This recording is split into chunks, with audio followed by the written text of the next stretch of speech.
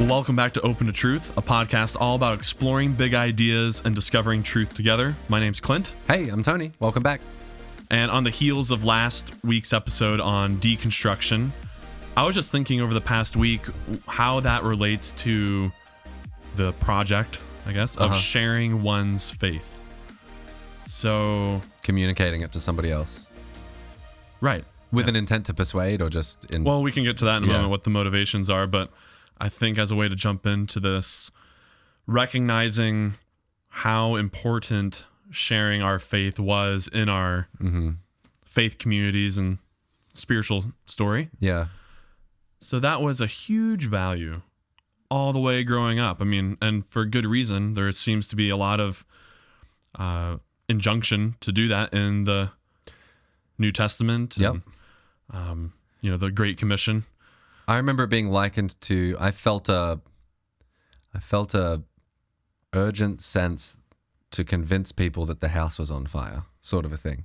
Oh. In that, in the evangelical tradition, when you, and it makes total sense, sharing your faith wasn't just like it wasn't just let people know about it. It was convince them if you can to join your side, sort of a thing. Mm-hmm. Convince them that you're right about, there's a huge problem, they need to know about it. And if you love them, you will tell them about it. Like sharing, you have some solution that they need. And so, and not to be too pejorative or something about it. I mean, when you're saying like that you're right or that they need to think what you think, that is coming from a place of you think it's objectively true, right? And right. That, anyone ought to be believing that. It's not just my little that's viewpoint. right. I'm trying to give to them. Yeah. There's some existential threat that we're all facing. Mm-hmm. I have found the solution here, and you would do well to pay attention to it as well. Right.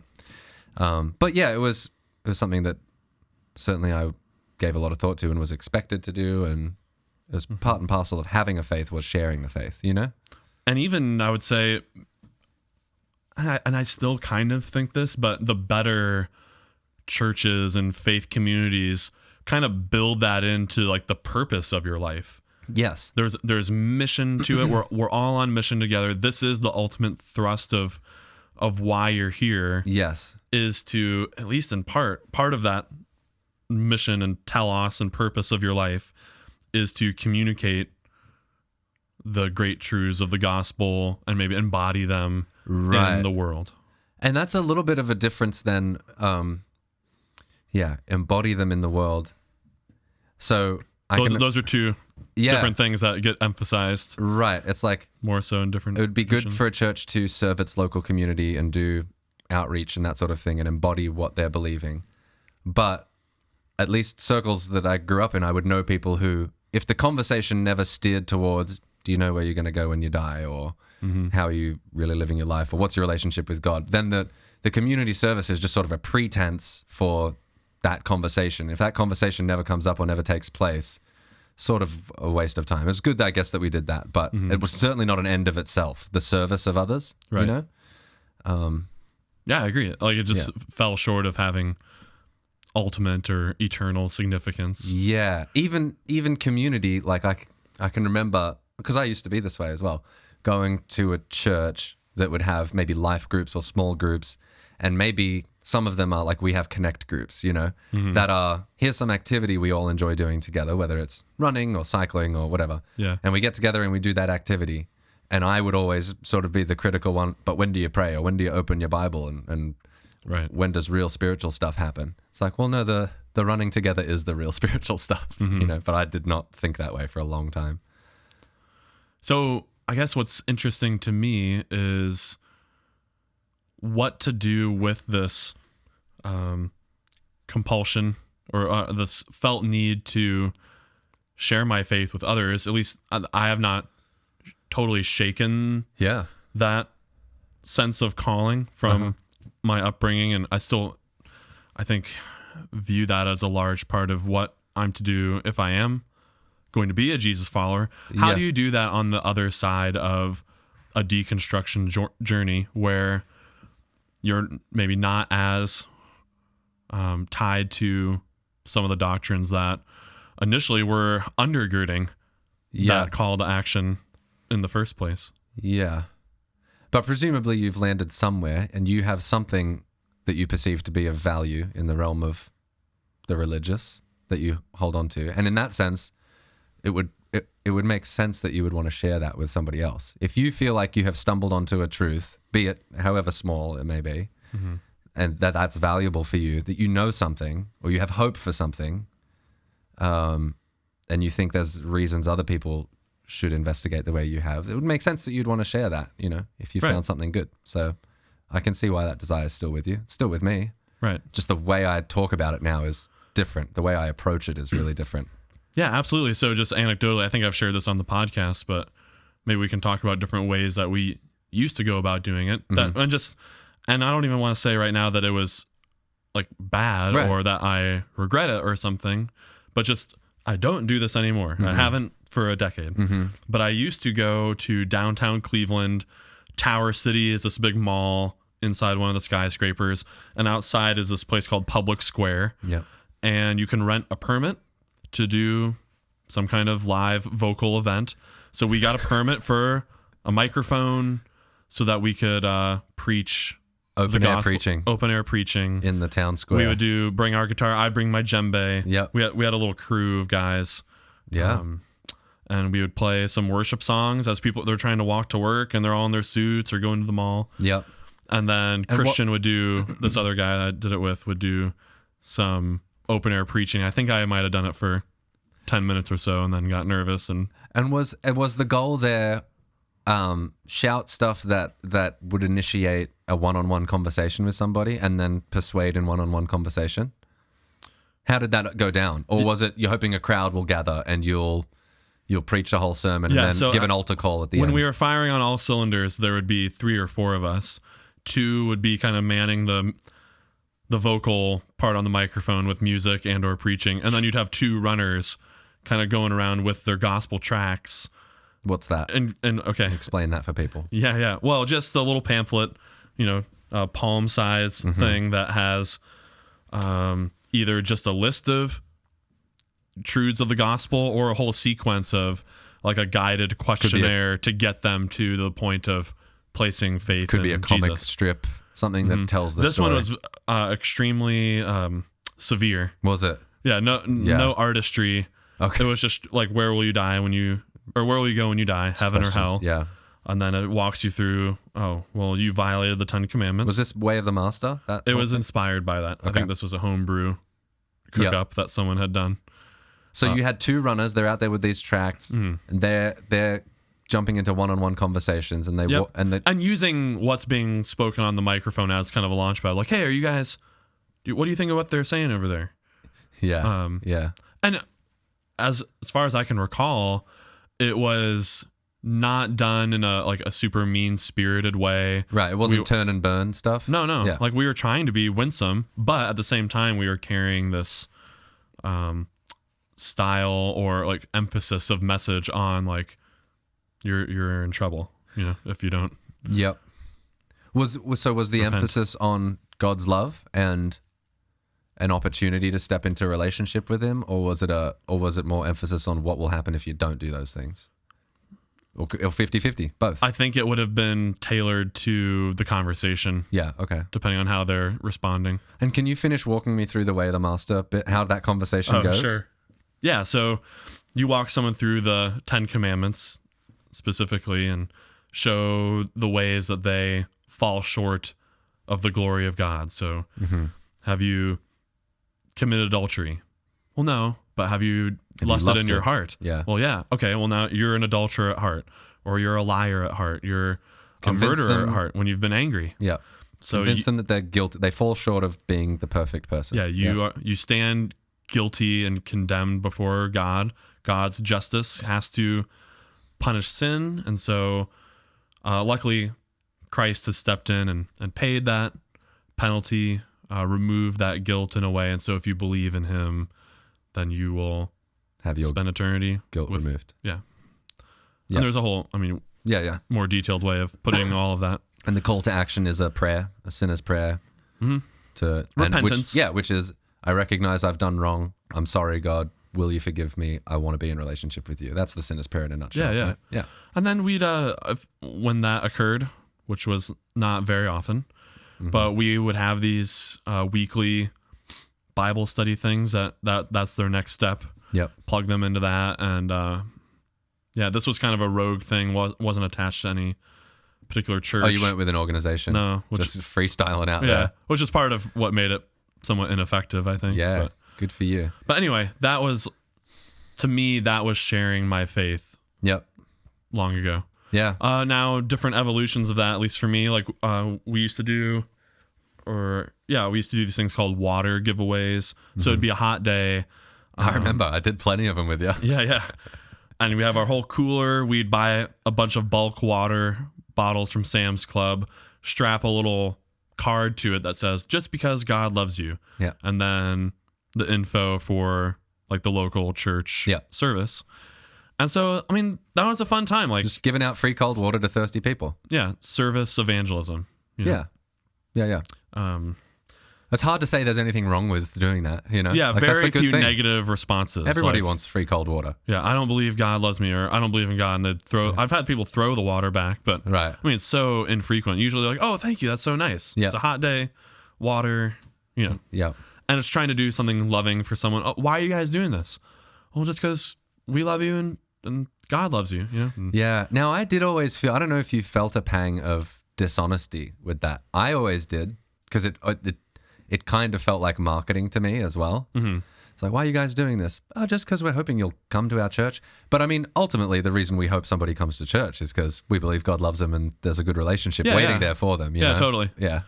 But just the fact that there's a branded organization associated with it. Yeah. It makes sense in the whole worldview of it. But yeah, I can understand why there's that. A little bit. Yeah. Yeah, we are hoping for some reciprocation in some way. Yeah. Yeah. And it's not for a church that I'm not a part of. Mm-hmm. You know? Yeah, right. Yeah. Right. It's not totally not self-interested. Anyway. What about you? Any other ways that you've... I did similar stuff to you. Oh, man. This is one that hits... Oh, that just came back to me. When my head hits the pillow at night. You ever have those things that you did that really make you cringe? Oh, of course. And you think, why did I say that? I hope to not do that every time we record. So this is one of those that comes back to me. I have been sharing my faith since elementary school. Like kids that I'll tell you a few cringy stories of the ways I've tried to share my faith.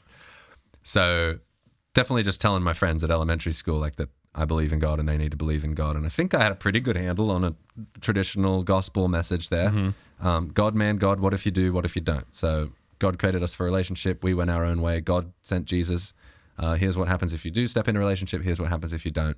Let's pray the sinner's prayer. So in elementary school, I had led a couple of friends to Christ where we had that conversation. Wow. I also became convinced that one of my friends was demon possessed. So sure. I did try to... What tipped you off?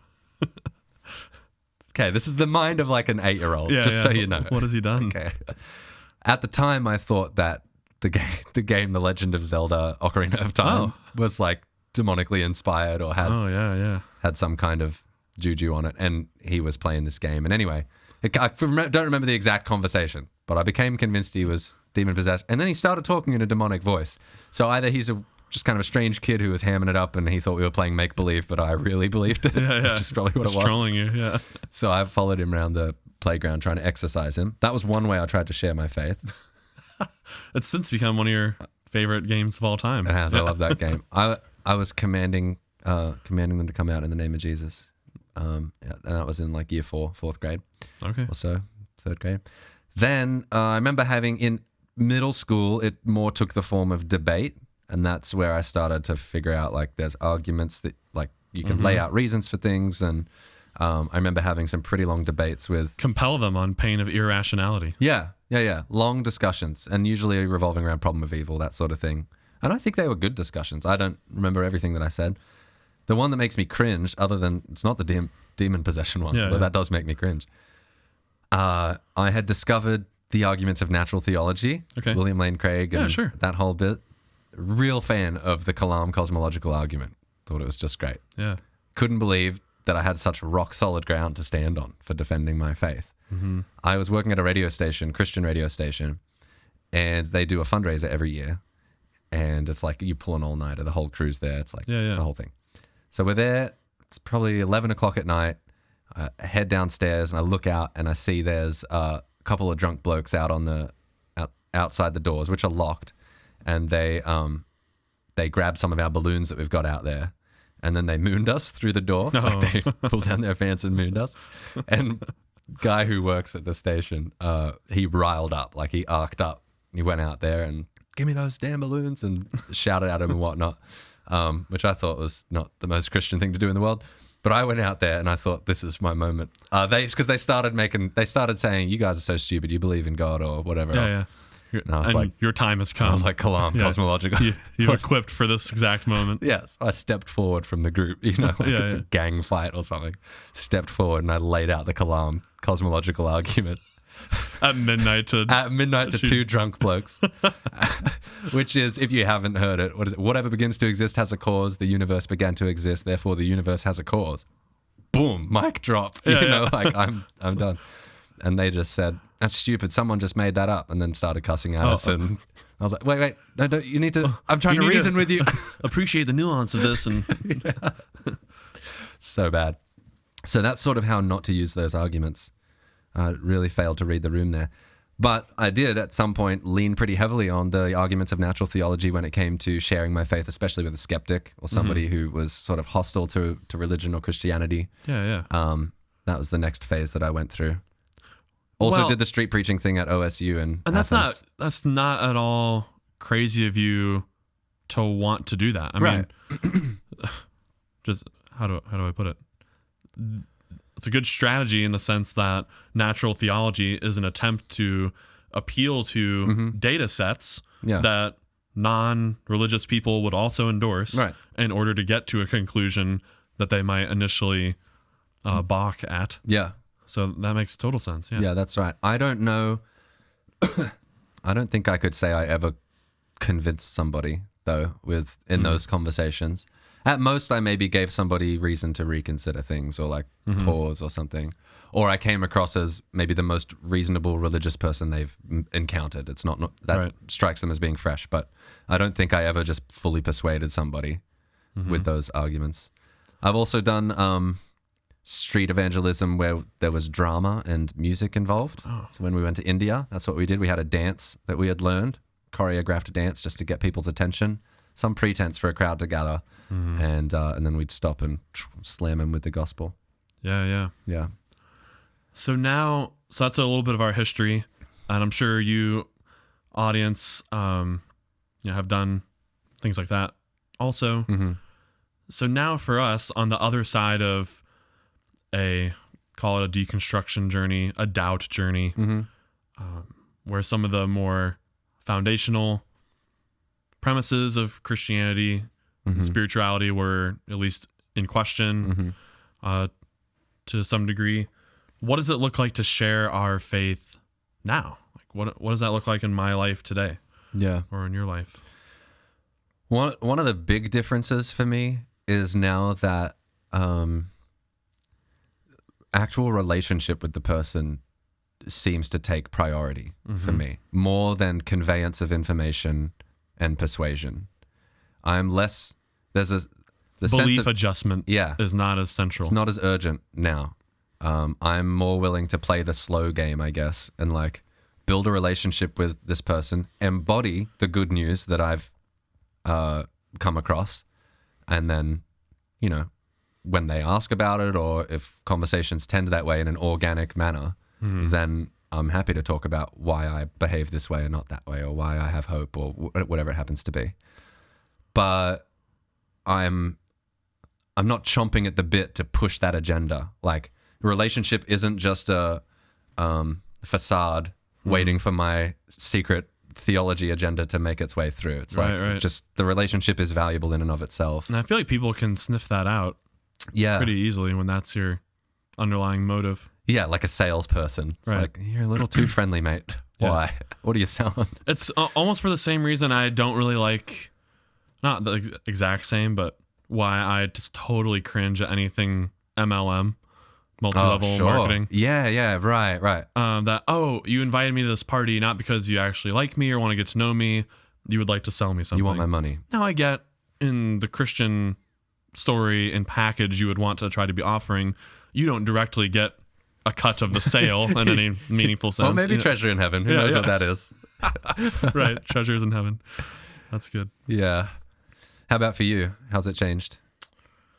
Yeah, I'd say the same way. I mean, I'm noticing in my story that I have not gone out and done that street evangelism with gospel tracts and that sort of thing. Yeah. I'd like to say it was just because it was ineffective, which it was, at least in my little gang of people that I did that with. We did not see many conversions or much fruit at all come from it. And maybe that is the sort of activity that is meant to be. I mean, we would tell ourselves this after a whole stint, like we plant the seeds. Plant the seeds, yeah. So we're seed planters, and someone else in the body of Christ can water those suckers. Which maybe happened. Who knows? Yeah. Who knows? Totally. You did plant seeds. But for whatever reason, I'm not trying to be that style of seed planter. Not sowing seeds. At this stage.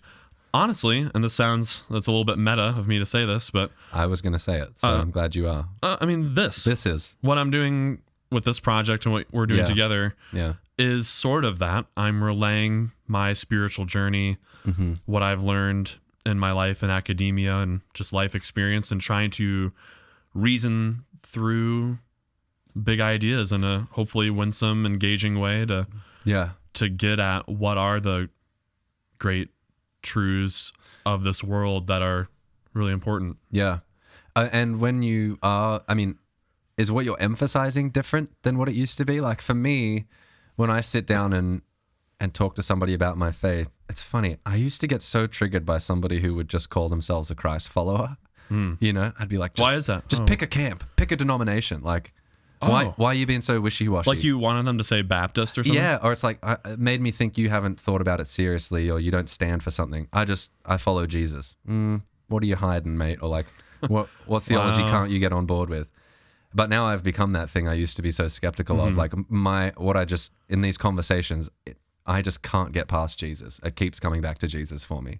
It's like there's something, what was revealed in Jesus was so unique and compelling. I am drawn to him and his teachings. And so I center on him as much, if not more, than maybe I ever have. Even though I probably wouldn't be as quick to maybe rush to scripture and whip out a bunch of verses and try to convince people that way, you know? Totally, man. Yeah. So emphasis on Jesus has changed somewhat for me, which I think is for the good. You'd be hard-pressed to find a Christian who says that's a bad thing, you know? He really emphasizes Jesus. Well, what I found, too, with that approach, and it can still happen with the Jesus approach, too, is how quickly particularly if you're talking with someone, I don't know, who's at all sharp. Yeah. Just that it can quickly devolve into, is the Bible historically reliable? Because if you're coming at people with, I don't know, the 10 Commandments or stuff in the Gospels that Jesus said, people are gonna, why should I believe the Bible in the first place? And now, like, that's a hard question to just immediately answer on the spot in a little street conversation or something. Yeah. So that was another reason I found that somewhat ineffective. Yeah. So how about emphasis for you? How do you go about talking about your faith now? Somebody says, you religious? If they ask that? Yeah. You religious, mate? Yeah. I mean, you could. What do you believe? Are we mocking? Yeah. I am that inquirer at this point. What do you believe? What do you believe? Yeah. If you were a Christian? If you were to ask that, I would just try to reverse the tables and get them to be answering my so questions. You'd be a politician. Okay. I would sooner try to deflect because I don't know. I'm more curious about what they think than what I think. I already know that. So interesting. I would go that route. Like, why do you ask? What's important to you about this? You know? Yeah. And pretty quickly people will start talking about themselves. Yeah, so. sure. Like if they're religious and yeah.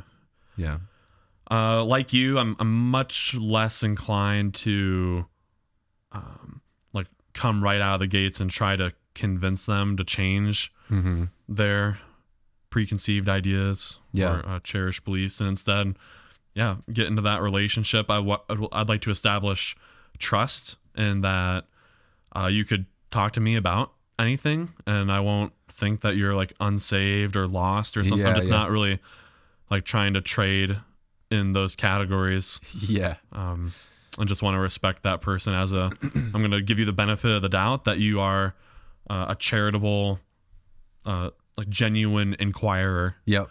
Rather than someone with an agenda. Now, sometimes they can lose that if you like come out really militant and you're just trying to like pick a fight or something. Yeah. But I'm finding that happens less and less now, even with the interactions online so far with this platform that I've had on YouTube and some of the comments. I mean, there's a way to like kind of dismantle the armaments of war that someone comes to the table with just by being curious and asking good questions. And it kind of lets people's guard down, like, oh, okay, you actually want to have a conversation where you hear my perspective, and so you're not just gonna parrot That's good, man. some great truths that I already know, like you probably think that. So yeah, that's really good. I think there is more of a willingness now to entertain and another person's ideas, and being willing to hear them.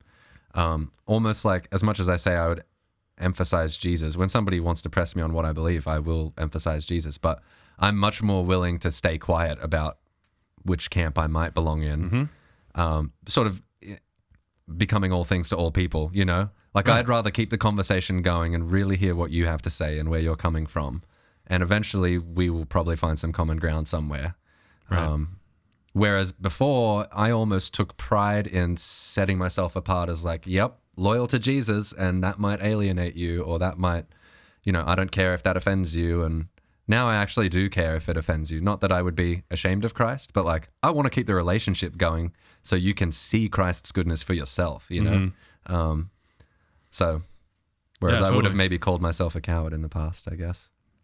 Ashamed of the gospel. Yeah. I mean, usually, and if you'll allow me for a moment, I suppose, with like my strategy, so to speak, if I were to, once I've laid that groundwork for trust and safety, I don't know if anyone else is annoyed, but I annoy myself with that word sometimes. Safety? But, a little bit. Okay. Just, I don't know. It's a little bit soft. But yeah, like they can trust me and we can be honest with each other and have a actually good conversation. Okay, once that's been established, now kind of what I've been working on in some of my professional work is thinking through how to approach spiritual conversations with a religious inquirer, someone who wants to know whether God exists and what God is like. Yeah.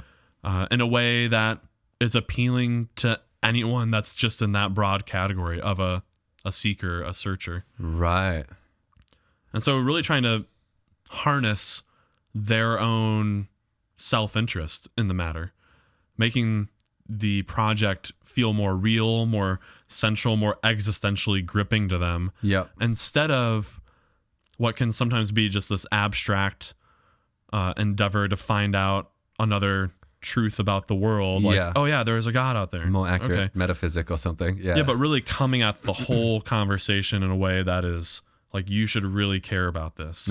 And less, I mean, well, what's interesting is, I guess I've kind of come full circle. I could have just said the same exact thing to describe what I used to do with the gospel tracts. I was just thinking that. Thinking that you should really care about this. With the, I guess you stand guilty. The threat of hell. Yeah. So I'm just not at all trying to play that game anymore. Yeah. That's not the card I lead with, that you are in danger of this eternal fate.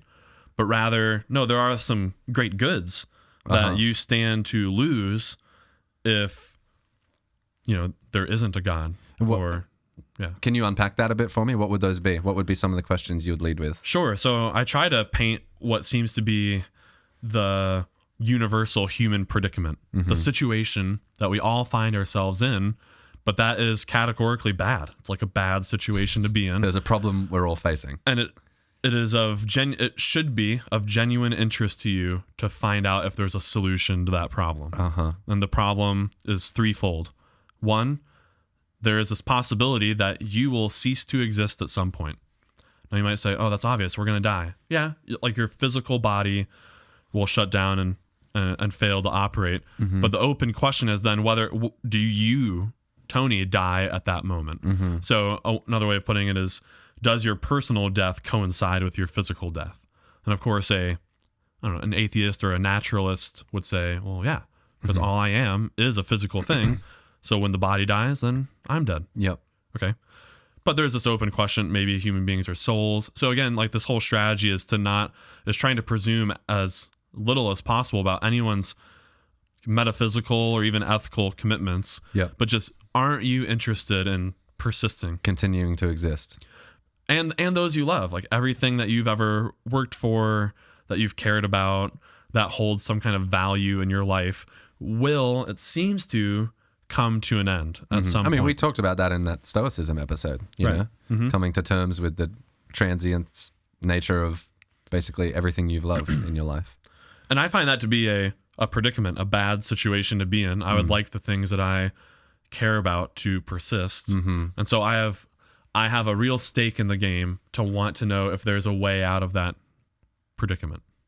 Okay? Yep. Part 2, moral failure. We are all in this predicament of having trenchant moral failure. We're steeped in it, and we can't pull ourselves up by our own bootstraps as hard as we try. There is a point at which... that's true? Because we make moral progress, though, don't we? Yeah, perhaps in some areas, and then maybe not so much in others. Yeah. It's a question that I am interested in. To what degree are we capable of self-improvement?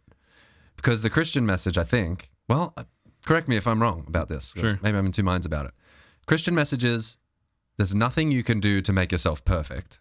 There's nothing you can never sort of score enough points. You can never do enough good to be worthy of God's favor or something. So God's love is unconditional for you. It's not dependent on what you do. Or you could say you had a debt that Christ paid, and now there's all the sorts of language for atonement and how that works.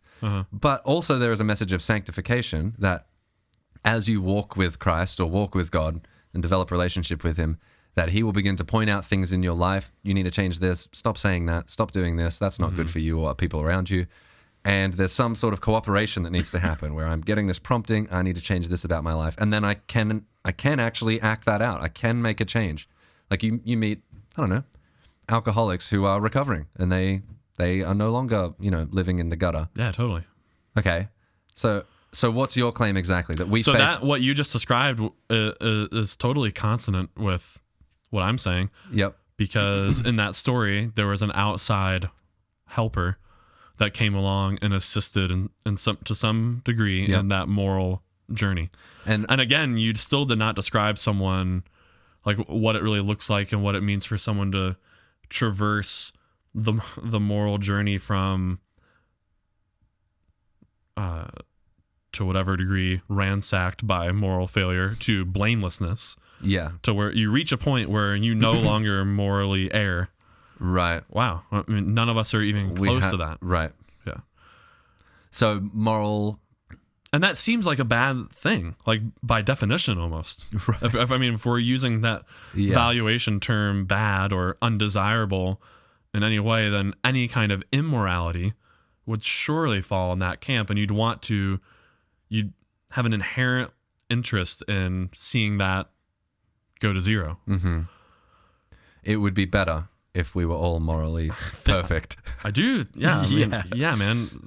Can I help myself to that? Or apparently I've had to spend a few chapters in my dissertation defending explaining that. But yeah.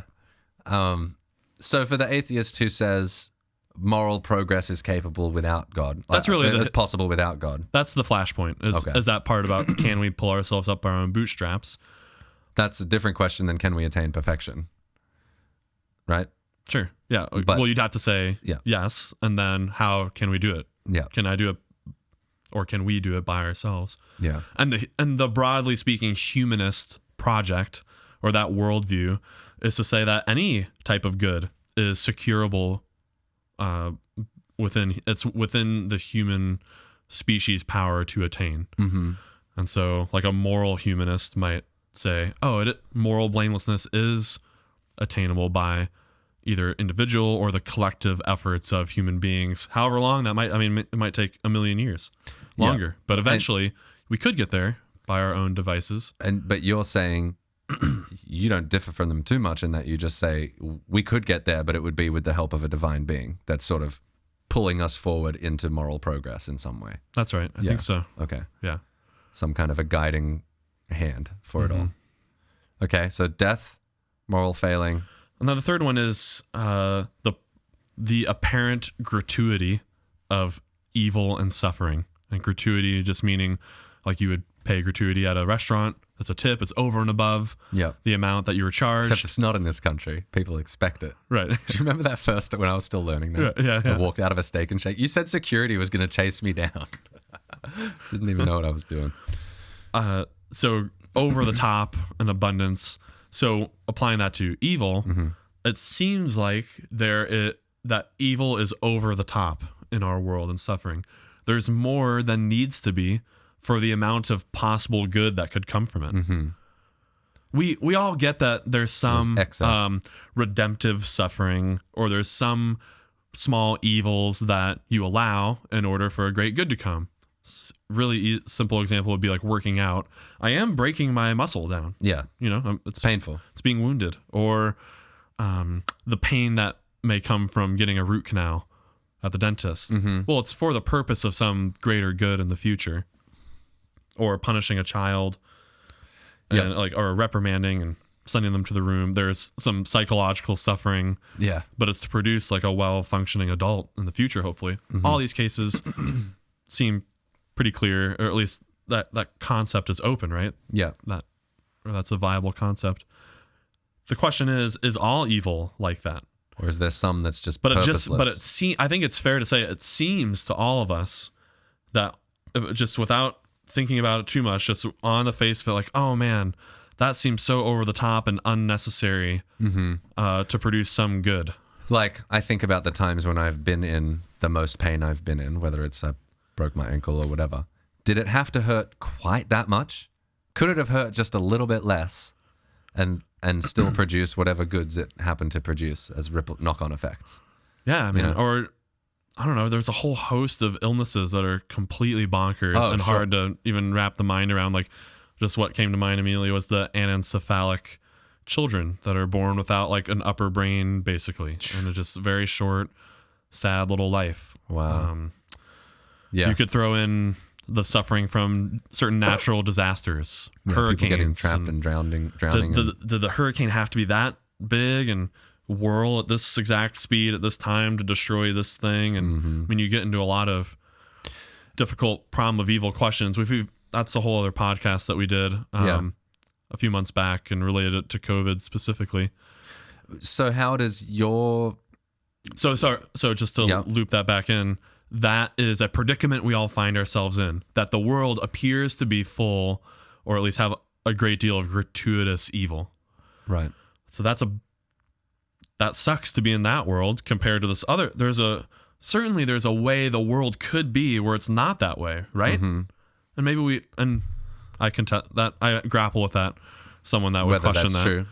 In the paper, but suffice it to say, I think most people would be on board with that. And so to be saved or rescued from that predicament would be for a being to ensure that it's in fact not gratuitous, to have enough power and moral goodness and intellect to engineer the world in such a way that such evils are not in fact over the top, but are exactly necessary or permissible to achieve some good. Yep. Okay. I can see how that would be a better world to be in, where there's a being like that. Crucially, I remember from a previous episode you saying when it comes to laying out those three, at least gets me to say, yes, I see why these are issues I should be concerned with. Do you have hope of this rescuer? Do you have hope of some answer to these problems? And so what I do with that, so once we come to an agreement, and again, if someone disagrees with me, I'm not going to like knock on their door for the next week and plead with them. I'm just not in that space anymore. But if we're on the same page, like this is the human predicament. these are bad. These three things are genuinely bad, and we should want to find a way out of them. So I want to convince that person you have a vested interest in seeing if there's a solution. Okay. So what I try to do then is let's just call God. There's that word that means a lot of different things depending on where you're from. But for the sake of this discussion of religious inquiry, that is wanting to know whether God exists and what God is like, let's just call God that being that is willing and able to rescue you from that predicament. Forget everything else that you've heard about God, because it just gets so darn confusing and interwoven into like your past church experience or whatever, and these world religions and all these like really specific theological claims and doctrines. Just hold up, just move all that back and let's start here. You care about this. This is existentially important to you and to everyone. In virtue of being a human, this matters. And so let's call God the thing that can rescue humanity from that. Yep. And as far as what sort of evidence for this God we should expect to find, or like, okay, I'm on board with you, Clint. I agree. I care about those three things. It would be great news if it turned out that there was a rescuer. How should I start? How should I go about figuring out if there is or not? How is this not just wishful thinking and me hoping for it? Yeah, so again, this isn't an argument for the existence of God. Yeah. That because you don't want to be in this predicament, that therefore there is something that saves you from it. Exactly, right. It could turn out that the concept is empty set. Yeah. And there's nothing that satisfies the concept of God as rescuer, if you will. But no, you don't think we should give up the religious project? So no. So are you asking then how? I'm asking to pursue evidence. Yeah, well, as far as if this whole podcast is about how we share our faith, and you've now reached this stage in a conversation with somebody who says, I am convinced that those are the three important things, and I'd like to look for this rescuer. Why do you think there's a rescuer, and why do you think there is, or why should I think there is? What hope do I have to stand on or lean on? Yeah, so we can now that we have like the broad outline of this new concept of God that we're both utilizing, which is just willing and able to rescue from the predicament. Well, now what might that God be like? And now we're with each step of this, we're kind of going into a slightly more speculative domain. But at least as far as our powers of reasoning and experience can take us, what could we expect that kind of being to be like? Or maybe even what would that being have to be like to even be a rescuer at all? Yeah. So you might think this being has to be everlasting. It can't itself succumb to death. Then there's not really a great hope that I will either. Yep. So, right? So this being is everlasting. It would also have to be morally perfect. If at any point it erred morally or made a mistake, I now lose confidence that it will be a genuine guide for me in my moral progress. So we have an everlasting, morally perfect being. To solve the evil situation, I mean, you have to have quite a bit of control in the driver's seat of world events. The way things are. A great amount of power and knowledge. So an extremely powerful, knowledgeable, morally perfect, everlasting being. Okay. Well, yeah. So someone that might be worried about this concept at the outset, like we're starting to approximate. That sounds pretty classic. Yeah. That sounds like classic It's God. a classic monotheistic. Yeah. But see how we did that? We got there from a position that everyone can agree on. Yeah. Instead of read this book. Yeah, right. That was written a long time ago. Yeah. And maybe you do get some of those concepts from there. I think you do. And but here's a way that you can get to that point without using something that already has you committed to the whole inquiry being answered in the first place. Yeah. That's really good, man. So now we have kind of a police profile sketch, where they write. Have you seen this man? They ask the witness to describe it. Okay, I'm looking for these things. So everlasting, that's morally perfect. Okay, so what would it mean for God to be in the business of rescuing when it looks this way. So a morally perfect God would want to self-reveal itself in such a way that doesn't override your free will, let's say, or would want to be non-coercive. Particularly to rescue you from the moral predicament, you can't just like force your body to be generous or something. It's like that. There needs to be a wooing. That would be no rescue at all, because that would be categorically amoral. Just to force an automaton to do things. Right. So there needs to some wooing, character some formation. invitation, and some deft nimbling, or being nimble and guiding someone. Yeah. So you might expect the workings of such a being to be subtle, to not be extremely obvious, to be hard to come by in a way, and not so spectator-ish and just observable from afar. You'd want the evidence of that being existence to be transformative inherently, which is part of the reason why I, from the outset, distrust any real natural theology argument, because it makes knowledge of God come on the cheap in a spectator way that doesn't inherently challenge or lead to my own moral formation. Yeah. You don't necessarily need skin in the game. Yeah. That's really cool, man. I like what you're laying out. So this ultimately kind of leads to the advice of practicing a devotional experiment. Sometimes it's been called that. And that means making oneself available and open to receiving evidence of God in those subtle ways, and not expecting there to be fireworks in the sky. If God would write my name in the sky if he wanted me to believe him. None of that stuff.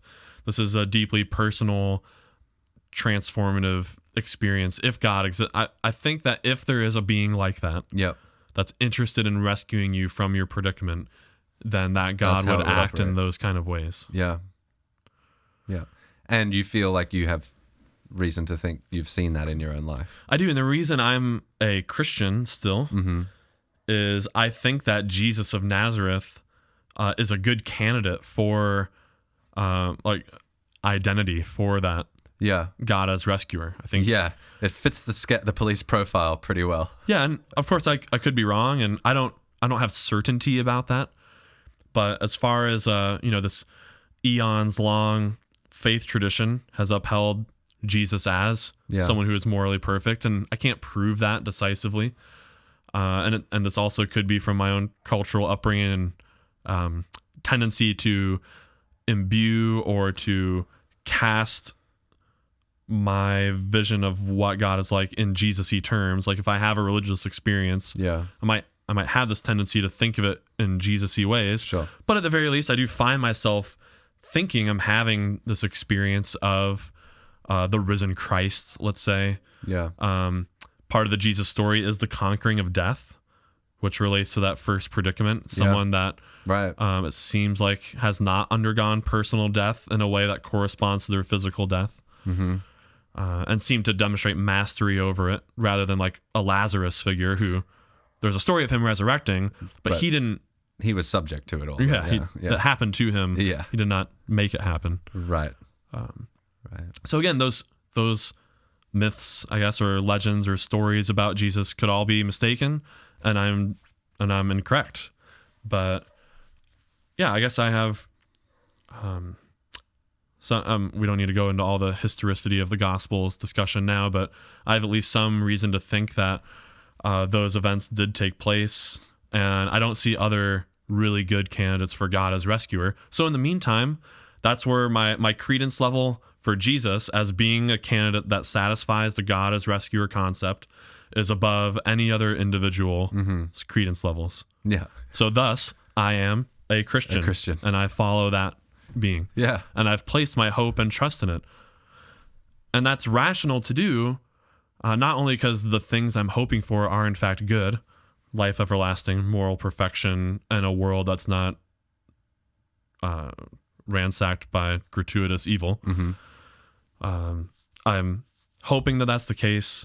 Here's this person that I think satisfies that concept, and then now I'd like to follow that being. Yeah. So I guess that's where I stand now. And I have found that to be a relatively effective conversation style with someone. It doesn't, one good thing about it is it avoids some of the pitfalls that someone might encounter in the religious inquiry exercise. So notice some notable, honorable mentions, let's say, of properties of God that might be really typical, but I have not talked about. Yep. Creator. Yeah. Ultimate reality. Trinity. I'm not saying that. Oh no, none of that. I mean, certainly some specific, particular religious ideas are absent from that initial concept. Oh, the very initial one. Yeah. Omnipotent. All the omnis and ims are out, basically. The only one I kept is omnibenevolence, or all good. Yep. But omnipotence, omniscience, you don't need that. That's some gravy. And maybe that being is omnipotent, and maybe it is omniscient. It could turn out, but I don't need that being to do that. It's not where you start the search. You don't need to be the rescuer. Yeah. You just need to be sufficiently powerful. Right. Okay. Yeah. But then you avoid some of the, and I don't think most religious inquirers are bothered by this, but you do get into weird philosophical puzzles with these superlative traits. Yeah, you do. All knowing. Well, okay, wait. Does that mean God knows all things that are possible to know? What are the possible things to know? What about the future? And if God knows the future, does that mean that has to happen so we don't have free will? And you just avoid all of that. Yeah. Just he's really smart. That's all you need. It's interesting that you said creator isn't baked in, right? At the start. That's a pretty typical. Yeah. That's probably the one I'd probably classic. get a lot of pushback on. Yeah. And again, that being that, so whatever individual satisfies the concept might actually be the creator of all. Yeah. It's just that I don't need to use that as the starting place. Yeah. That's really, I like it, man. It's refreshing.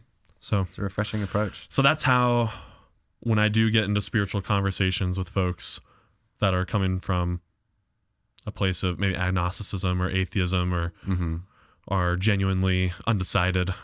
That's how you share it. Yeah. That's good. We'd love to hear from you. I'd love to hear about how you guys are sharing your faith, what that looks like for you, or if you have just avoided sharing your faith altogether since you've been on a deconstruction journey. I know, at least, at certain stages, I would not want somebody to really press me on what I think about this or what I think about that, So, if you have questions, you can, of course, reach us, mailbag@openatruth.com. You can leave a comment on this video. Clint responds to all of those. We'd love to get your perspective on this as well. All right. We'll see you next time. Thanks for listening. Stay curious.